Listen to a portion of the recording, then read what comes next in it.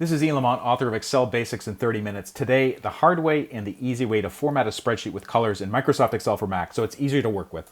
Let's get started. So I have this boring spreadsheet with a lot of data on it. I just want to make it easier to read using colors. So like, let's say I want the first row to be a different color than the rest of them so it's easier to see. So all you need to do is actually highlight the row, then go to the home ribbon, and you'll find like a little paint can icon. Click that. That's the fill color, or the drop down next to it, and then select like blue. So now that is a blue background. You can actually change the text color as well. Select the whole row.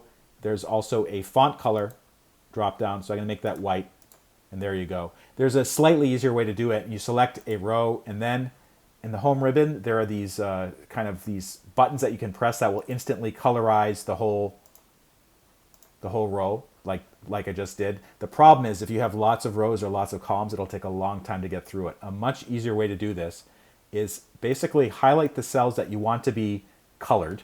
So I'm going to highlight, let's say, up to row J. There's a button that says Format as Table with a drop down next to it. Click that, and then you'll see all these options for different color schemes. So I'm going to take this one right here. It's like plum, top row, and then the table is alternating colors. Press that. It'll say, where's the data for your table? So this formula here corresponds to what I've just highlighted. And yes, my table does have headers. And click OK. And you can see that now it looks a lot better, except for this highlighting that I manually put on before. So I have to undo that in order to get rid of it. Let's see if I can do that.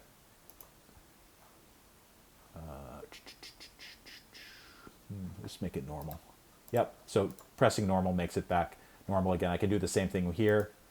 So I'm going to select that, make it normal, and there we go. If this video helped, please take a moment to like it or subscribe. I have links to more resources in the description and bio. Thank you so much for watching.